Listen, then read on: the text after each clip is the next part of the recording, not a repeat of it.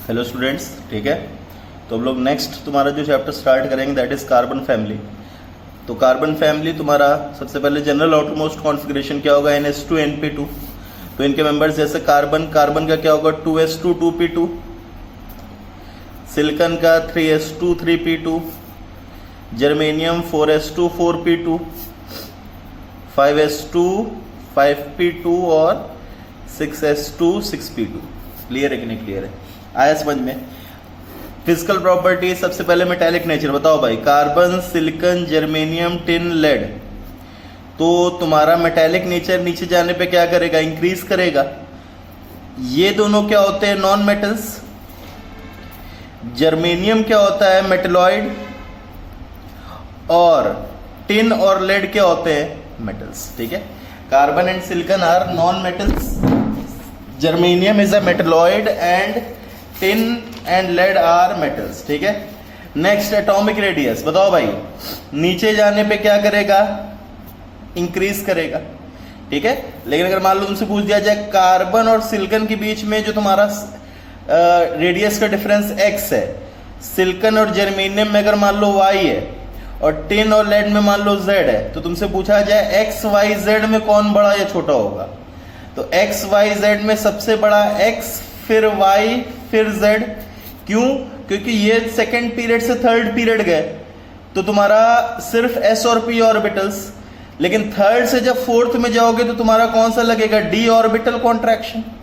d orbital बताया था contraction तो लगेगा, लेकिन इफेक्ट क्या, देखो जरूरी नहीं है कि हमेशा तुम्हारा कम हो जाए, लेकिन इफेक्ट तो आएगा ही आएगा। डी ऑर्बिटल कॉन्ट्रैक्शन लगेगा ही लगेगा। तो अगर x और y और z में, और यहां तुम्हारा क्या लगेगा, f ऑर्बिटल कॉन्ट्रैक्शन। ठीक है, तो मैं यहां बताया था क्या ये नहीं लगेंगे, ये लगेंगे, इनके लगेंगे, लेकिन इतने ज्यादा डोमिनेंट नहीं है कि ये इसके साइज को इससे क्या कर दें, कम कर दें। एल्यूमिनियम और गैलियम में डोमिनेंट हो जाते थे, वहां डोमिनेंट इफेक्ट बन जाता था, तो लग वहां यहां भी रहा है, यहां भी रहा है, लेकिन यहां पे डोमिनेंट नहीं हो पा रहा है। ठीक है, लेकिन इस टाइप का क्वेश्चन आ सकता है कि अगर ये मान लो साइज डिफरेंस x, ये y, ये z, तो x y z में ज्यादा बड़ा कौन सा है, x फिर y फिर z। आयनेशन एनर्जी बताओ भाई, नीचे जाने पे डिक्रीज करेगी, लेकिन यहां पे एक एक्सेप्शन आता है, टिन और लेड में लेड की ज्यादा आती थी। बताया था क्या रीजन आएगा, f ऑर्बिटल कॉन्ट्रैक्शन, या फिर मोर प्रिसाइजली बोले तो तुम्हारा क्या आ जाएगा, लेंथेनॉइड कॉन्ट्रैक्शन। क्लियर है कि नहीं क्लियर है? क्लियर है, पीरियोडिक टेबल में तुम्हें बताया था, आया समझ में? Next electronegativity. कार्बन और कार्बन की सिलिकॉन से क्या होती है, ज्यादा होती है। इसके बाद इन तीनों की लगभग बराबर होती है। लेड में तुम्हारा कई जगह इक्वल टू साइन भी मिलेगा, कई जगह लेड की ज्यादा भी मिलेगी। ठीक है, तो दोनों में से कोई भी ऑप्शन आ रहा है तो तुम सही करोगे। ठीक है, लगभग इसकी 1.8 होती है, इसकी 1.9 होती है। ठीक है, तो बहुत कम डिफरेंस आता है। तो इक्वल टू या ग्रेटर देन लेड की अगर मिले तो दोनों सही करना है। बस ध्यान रखना कार्बन की सबसे ज्यादा, फिर सिलिकॉन, जर्मेनियम, टिन की, इन तीनों की बराबर आएगी। लेड और टिन में इक्वल टू, ये वाला भी सही है। देखो अगर ये ऑप्शन गिवन हो, ठीक है, या फिर अगर मान लो ये ऑप्शन गिवन हो, ठीक है, दोनों सही है। दोनों में से एक ही गिवन होगा, मोर देन वन में तुम्हारा दोनों में से एक ही गिवन होगा। आया समझ में? अगर दोनों गिवन है तो मोर करेक्ट ऑप्शन कौन सा ही है, लेकिन दोनों में से ऑप्शंस में सिर्फ एक ही गिवन होगा। तो तुम्हें यह ध्यान रखना है कि इन तीनों के बराबर, कार्बन की सबसे ज्यादा और लेड की टिन के बराबर या ग्रेटर देन, वो बहुत कम डिफरेंस है। डेंसिटी की बात की जाए तो डेंसिटी की बात अगर मान लो तुमसे की जाए तो तुम्हें नॉर्मल ऑर्डर क्या होता है, नीचे जाने पे डेंसिटी क्या करती है, इंक्रीज करती है। लेकिन इसमें एक एक्सेप्शन आता है कि कार्बन और सिलिकॉन में कार्बन की डेंसिटी सिलिकॉन से क्या आती है, ज्यादा आती है। अब ऐसा क्यों हुआ? क्योंकि देखो ये क्या होते हैं दोनों, इनफैक्ट ये तीनों क्या होते हैं, नेटवर्क सॉलिड्स। पहले इन दोनों में देखो, जर्मेनियम के बाद देखेंगे नेटवर्क सॉलिड्स। डायमंड का स्ट्रक्चर तुमने देखा होगा, कार्बन कार्बन कार्बन कार्बन, कई सारे कार्बन, ग्राफाइट का स्ट्रक्चर, कई सारे कार्बन मिलके बहुत बड़ा रेंज, लॉन्ग रेंज स्ट्रक्चर बनाते हैं। सिलिकॉन भी सिमिलर टाइप का लॉन्ग रेंज सॉलिड्स फॉर्म करता है। तो अगर मान लो दोनों लॉन्ग रेंज सॉलिड है, जैसे मान लो कार्बन डायमंड का मैंने क्यूबिक बनाया, ठीक है, तुम्हें बताया था क्यूबिक है कि तुम्हारा फेस, सेंटर और कॉर्नर्स पे कार्बन, और ऑल्टरनेट टेट्राहेड्रल वर्ड्स में ZnS टाइप स्ट्रक्चर, ठीक है, जिसमें ZnS और Zn2+ और S2- दोनों को किससे रिप्लेस कर दिया, कार्बन। तो एक बार इसमें कार्बन लगा है, एक बार इसमें सिलिकॉन लगा है। तो ये बताओ, ये क्यूब का तुम्हारा जो वो होगा एज लेंथ या होगी, वो ज्यादा किस में आएगी, या क्यूब की वॉल्यूम ज्यादा किस में आएगी, सिलिकॉन। नो डाउट सिलिकॉन का मास ज्यादा आ रहा है, लेकिन क्योंकि सिलिकॉन का साइज बड़ा है इसलिए क्यूब का वॉल्यूम भी ज्यादा किस में आएगा, तुम्हारा सिलिकॉन में, और वॉल्यूम बढ़ने से डेंसिटी क्या हो जाएगी, कम हो जाएगी। क्लियर है कि नहीं क्लियर है, आया समझ में, ठीक है। तो इसमें एक एक्सेप्शन है, कार्बन का सिलिकॉन से ज्यादा है, बाकी नॉर्मल ऑर्डर नीचे जाने पे तुम्हारा डेंसिटी क्या करेगी, इंक्रीज करेगी। आया समझ में, क्लियर है। अब नेक्स्ट आता है मेल्टिंग पॉइंट, ठीक है। मेल्टिंग पॉइंट ध्यान दो, पहले ध्यान दो, ये नेटवर्क सॉलिड, ये मेटालिक, दोनों मेटालिक सॉलिड्स, ठीक है। ये 3 नेटवर्क सॉलिड्स हैं, दोनों मेटालिक सॉलिड्स हैं। अब नेटवर्क सॉलिड्स हैं तो ये बताओ CC, SI, GG, क्योंकि ये बॉन्ड्स ही आगे रिपीट होते जा रहे हैं, कई सारे CC बॉन्ड्स आगे रिपीट होते जा रहे हैं। तो बताओ carbon carbon single bond, silicon silicon single bond और GG सिंगल बॉन्ड में बॉन्ड स्ट्रेंथ का ऑर्डर बताओ भाई।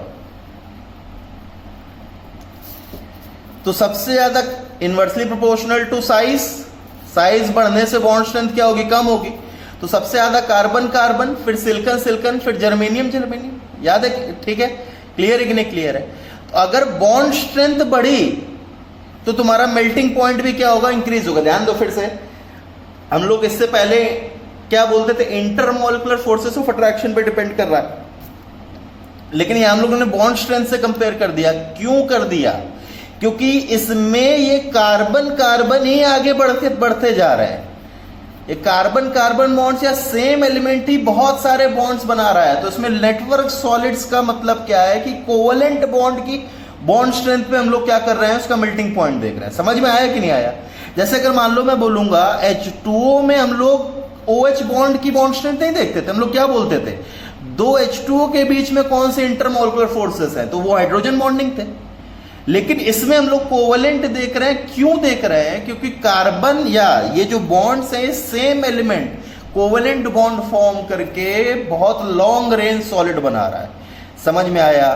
तो यहां तुम्हारा मेल्टिंग पॉइंट क्या करेगा, डिक्रीज करेगा। टिन एंड लेड क्योंकि मेटालिक सॉलिड है और lead is more metallic than tin, तो मेटालिक बॉन्ड स्ट्रांग होगा, मेटालिक बॉन्ड स्ट्रांग होगा तो लेड का मेल्टिंग पॉइंट तुम्हारा टिन से क्या आएगा, ज्यादा आएगा।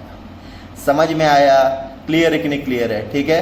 बाकी इसके अलावा बॉइलिंग पॉइंट, सॉरी अगर मान लो तुमसे बोल दिया जाए नेक्स्ट, अगर यहां मान लो एलोट्रोपी एक इंपॉर्टेंट आ जाता है, carbon silicon germanium tin lead, बताओ भाई। अभी तुम्हें ये बताया carbon carbon bond length, allotropy का मतलब क्या, कैटेनेशन या कैटेनेशन, चलो लिख दो, कैटेनेशन करने की टेंडेंसी बताए। कैटेनेशन करने की टेंडेंसी अगर तुमसे बोली जाए तो सबसे ज्यादा कार्बन क्योंकि CC बॉन्ड स्ट्रेंथ, फिर सिलिकॉन, फिर जर्मेनियम, फिर टिन, फिर लेड, नीचे जाने पे स्ट्रिक्टली डिक्रीज करेगी। ध्यान रखो PB तुम्हारे एलोट्रोप्स फॉर्म नहीं करता है, ये बहुत इंपॉर्टेंट है, ठीक है, पूछा भी जा चुका है तुम्हारे नीट में। कार्बन फैमिली में सारे एलोट्रोप्स फॉर्म करते हैं, कार्बन भी फॉर्म करता है, सिलिकॉन जर्मेनियम टिन फॉर्म करता है, लेकिन लेड तुम्हारा एलोट्रोप फॉर्म नहीं करता है। फिर से एक चीज और, तुमसे पूछा जाए element that shows highest catenation, highest tendency to catenation, तो तुम क्या बोलोगे, वो कौन सा एलिमेंट होता है, कार्बन। लेकिन अगर तुमसे बोला जाए element which shows highest number of allotropic forms, तो वो कौन सा होता है, सल्फर। ये तुम्हें सल्फर में बताया था। कैटेनेशन सबसे ज्यादा किसमें होता है, कार्बन में, क्योंकि कार्बन कार्बन बॉन्ड स्ट्रेंथ बहुत स्ट्रांग है। लेकिन सबसे ज्यादा एलोट्रोप्स कौन फॉर्म करता है, सल्फर फॉर्म करता है। क्लियर है। और एक इंपॉर्टेंट, लेड तुम्हारा एलोट्रोप्स फॉर्म नहीं करता, बाकी सारे तुम्हारे एलोट्रोप्स फॉर्म करेंगे। क्लियर है। Next oxidation state range, range बताओ भाई पहले। तो 4 वैलेंस इलेक्ट्रॉन्स है तो -4 से +4, मोस्ट कॉमन दो आती हैं, +2 और +4। क्लियर है, जो तुम्हारी पॉजिटिव है। तो अगर मान लो स्टेबिलिटी बताओ भाई, stability C+4 Si+4 Ge+4 Sn+4 और Pb+4, तो कौन सा लगेगा इसमें? Z इफेक्टिव, और Z इफेक्टिव लगेगा तो नीचे जाने पे स्टेबिलिटी क्या होगी? डिक्रीज होगी। लोअर पॉजिटिव में कौन सा लगेगा? इनर्ट पेयर इफेक्ट, तो इनर्ट पेयर इफेक्ट में नीचे जाने पे स्टेबिलिटी क्या होगी? इंक्रीज होगी। क्लियर है कि नहीं क्लियर है? ध्यान दो, इन दोनों के +2 में एग्जिस्ट नहीं करते हैं जनरली। एक तुम्हारा C का एग्जिस्ट करता है, CU के अलावा तुम्हारा +2 में इनके कंपाउंड्स एग्जिस्ट नहीं करते हैं जनरली। क्लियर है कि नहीं क्लियर है? आया समझ में? सिलिकॉन का कोई भी नहीं करेगा, सिलिकॉन का +2 में जनरली कोई भी एग्जिस्ट नहीं करता है, ठीक है, क्योंकि ये बहुत ही ज्यादा अनस्टेबल है। कार्बन के भी नहीं करेंगे, लेकिन एक एग्जिस्ट कर जाता है, कार्बन मोनोऑक्साइड। क्यों एग्जिस्ट कर जाता है वो भी बताओ भाई? क्योंकि C ट्रिपल बॉन्ड बनाता है, इसका बॉन्ड ऑर्डर बहुत ज्यादा आ जाता है। तुम्हारा बॉन्ड ऑर्डर कितना आता है? 3। याद है कार्बन मोनोऑक्साइड का तुम्हें मॉलिक्यूलर ऑर्बिटल थ्योरी में बताया था। तो बॉन्ड ऑर्डर बढ़ने से बॉन्ड स्ट्रेंथ क्या हो जाती है? बहुत ज्यादा इंक्रीज हो जाती है, ठीक है। लेकिन सिलिकॉन तुम्हारा ट्रिपल बॉन्ड नहीं बना पाता ऑक्सीजन के साथ, ठीक है, इसलिए SiO एग्जिस्ट नहीं करेगा। क्लियर है कि नहीं क्लियर है? आया समझ में? तो यहां क्वेश्चन आ सकता है, why CO exist but SiO does not. तो क्या होगा? C can form pi bonds with या triple bond with oxygen in CO but Si can not. आया समझ में? ठीक है। Next, reaction with oxygen. तो जनरली ये ऑक्सीजन के साथ रिएक्ट करके दो टाइप ऑफ ऑक्साइड्स बनाएंगे, एक तो EO और दूसरा EO2। एसिडिक कैरेक्टर पहले देखो, EO2 टाइप का करो भाई। ऑक्साइड्स है तो नीचे जाने पे एसिडिक कैरेक्टर क्या होगा? डिक्रीज होगा। सॉरी, SnO2 है, नीचे जाने पे एसिडिक कैरेक्टर क्या होगा? डिक्रीज होगा। क्लियर है कि नहीं क्लियर है? ये +4 वाले हैं, +2 वाले में नीचे जाने पे एसिडिक कैरेक्टर क्या होना चाहिए था? डिक्रीज होना चाहिए था, लेकिन ध्यान दो ये एग्जिस्ट नहीं करता है। दूसरा ये न्यूट्रल होता है, ठीक है, ये एग्जिस्ट नहीं करता, ये न्यूट्रल नहीं होता है, तो इसको यहां कोई मतलब ही नहीं है एसिडिक कैरेक्टर कंपेयर करने का। इसका क्या एसिडिक कैरेक्टर, क्योंकि न्यूट्रल मतलब क्या? जो ना ही एसिड के साथ रिएक्ट करे ना बेस के साथ, तो सिर्फ इन तीनों में एसिडिक कैरेक्टर रिलेट होगा, और इन तीनों में ऑर्डर क्या आएगा? GeO greater than SeO greater than PbO। Clear है? आया समझ में? कोई दिक्कत? ठीक है। एसिडिक कैरेक्टर ये तो सही है, इसमें SiO एग्जिस्ट नहीं करेगा, ये न्यूट्रल है, तो सिर्फ किस में ऑर्डर तुम्हें दिया होगा? वो क्वेश्चन में दिया होगा, तुम्हें अलग से नहीं। लेकिन क्यों है वो याद रखो, क्योंकि CO इज न्यूट्रल। अब ध्यान दो, ये न्यूट्रल हो गया, ये दोनों क्या, ये इनफैक्ट तीनों क्या हो गए? एसिडिक हो गए। कैसे पता करोगे? तुम्हें पता है SnO2 और PbO2, और सॉरी ये Sn है, यहाँ पे Sn है, गलती से लिख दिया है, ठीक है। SnO और PbO और SnO2 और PbO2 एम्फोटेरिक होते हैं, जनाबे अली सनक पड़े। तो ये अगर एम्फोटेरिक हैं तो इनसे पहले वाले क्या होंगे? एसिडिक। क्लियर है कि नहीं क्लियर है? ये अगर एम्फोटेरिक है तो इनसे पहले वाले क्या होंगे? एसिडिक होंगे। CO लेकिन क्या होता है? न्यूट्रल होता है। आया समझ में? कैसे एसिडिक कैरेक्टर ध्यान रखोगे कि इनका तुम्हें पता है एम्फोटेरिक, तो इनसे पहले वाले क्या आ जाएंगे? क्योंकि एसिडिक कैरेक्टर नीचे जाने पे क्या कर रहा है? डिक्रीज कर रहा है, तो इनसे पहले वाले क्या हो जाएंगे? एसिडिक। ठीक है। स्टेबिलिटी कुछ ऑप्शन है, PbO2 और PbO। कौन से पीरियड का एलिमेंट है Pb? 6th पीरियड का। तो कौन सा इफेक्ट लगेगा? Inert pair effect. Inert pair effect लगेगा तो तुम्हारा कौन सा ऑक्सीडेशन स्टेट स्टेबल होगी? PbO। इनके अलावा 2nd, 3rd, 4th, ठीक है, इन सब में कौन सा लगता है तुम्हारा? हमेशा कौन सी स्टेबल होगी? +4 विल बी स्टेबल देन +2। ठीक है। सिर्फ 6th पीरियड में देखो, ऑर्डर जब हम निकालते हैं तो स्टेबिलिटी का, लेकिन तुम्हें बताया था 6th पीरियड के इलेक्ट्रॉन्स, 6s इलेक्ट्रॉन्स है, उनके ही इनर्ट करता है ड्यू टू तुम्हारा shielding effect of D and F orbitals. Electrons of 6s become inert. तो कहां पे होता है? 6th में। तो ये तो तुम्हारा कौन सी स्टेबल होगी, +2 वाली। लेकिन इनके अलावा बाकियों में सब में कौन सी स्टेबल होगी, +4 वाली, चाहे, ठीक है। समझ में आया कि नहीं आया, ठीक है। नेक्स्ट आता है तुम्हारा रिएक्शन टुवर्ड्स वाटर। तो ध्यान दो, जनरली अगर मान लो कोई भी तुम्हारा carbon, silicon, germanium, tin, lead room temperature पे वाटर के साथ रिएक्ट नहीं करता, कोई भी तुम्हारा वाटर के साथ रिएक्ट नहीं करेगा। एक चीज ध्यान दो, सिलिकॉन, जर्मेनियम, टिन स्टीम के साथ रिएक्ट करके क्या बना देते हैं, अपने रिस्पेक्टिव ऑक्साइड्स SiO2 और GeO2 और SnO2 प्लस H2। ध्यान रखो, रूम टेम्परेचर पे कोई भी रिएक्ट नहीं करेगा। सिलिकॉन, जर्मेनियम, टिन स्टीम पे और बहुत हाई टेम्परेचर्स पे, रेड हीट बोलते हैं उसको, बहुत हाई टेम्परेचर्स पे स्टीम के साथ रिएक्ट करके अपने ऑक्साइड प्लस H2 देगा। सी भी स्टीम के साथ रिएक्ट करेगा हाई टेम्परेचर्स पे, लेकिन ये CO2 में नहीं जाएगा, कहां जाएगा, CO प्लस H2। इसको हम लोग क्या बोलते हैं, वाटर गैस। इसको हम लोग क्या बोला जाता है, वाटर गैस।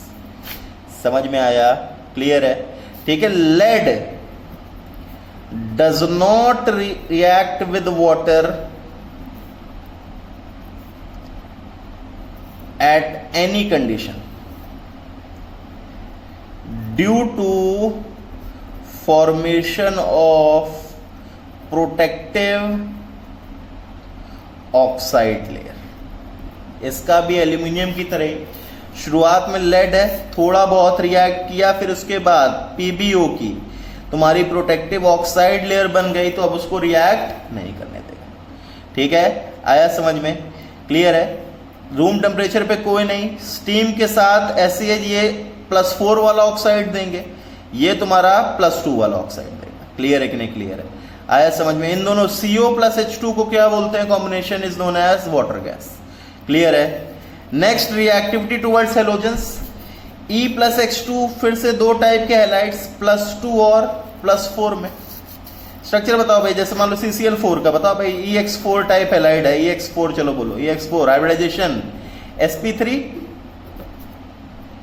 लोन पेयर 0 मतलब EXXX मतलब क्या हो जाएगा, टेट्राहेड्रल। ठीक है, समझ में आया, क्लियर है। EX2 टाइप अगर तुमसे बोला जाए, हाइब्रिडाइजेशन कितना आएगा, 1/2 4 + 2 6 बाई कितना आएगा, देखो जैसे मान लो एग्जांपल SnCl2 ले लो, 1/2 4 + 2 3 sp2 और लोन पेयर कितने आए 1, और लोन पेयर 1 मतलब तुम्हारा क्या आ जाएगा, V शेप और बेंट। ठीक है, तो ये स्ट्रक्चर वाइज क्वेश्चंस तुम आराम से कर दोगे, क्लियर है। नेक्स्ट, अब इसमें इंपॉर्टेंट पॉइंट्स ध्यान दो। All EX4 are covalent except PbF4 and SnF4।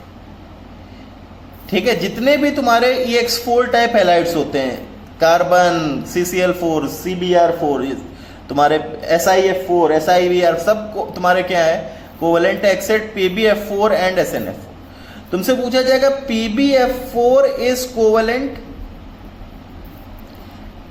Sorry PbF4 is ionic while PbCl4 is covalent।